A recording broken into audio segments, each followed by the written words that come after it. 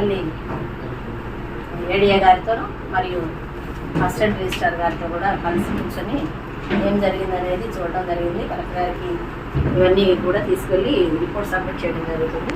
అయితే వ్యవసాయ విస్తరణాధికారులు ఆన్లైన్ ద్వారా కూపన్ ఇష్యూ చేయడం జరిగింది. ఆ రోజు కూపన్ ఇష్యూ చేసిన కూపన్స్ ఆన్లైన్లో ఇష్యూ చేసిన కూపన్ తర్వాత పిఎస్ఎస్ రావడం జరుగుతుంది.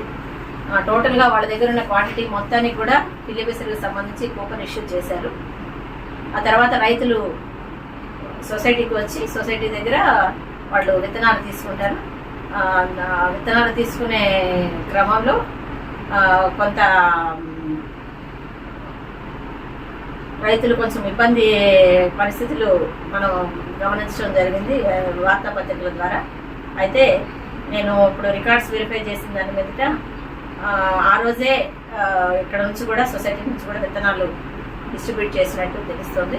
ఇవన్నీ కూడా నేను వ్యవసాయ శాఖ నుంచి కూడా ఎటువంటి ప్రాబ్లం లేదు. విత్తనాలు అయితే పక్కదారి పట్టడం కానీ తర్వాత బ్లాక్ మార్కెట్ చేయటం కానీ ఇటువంటివేవి ఇక్కడ జరగలేదని మీకు తెలియజేస్తున్నాము పత్రికా ప్రకటన ద్వారా.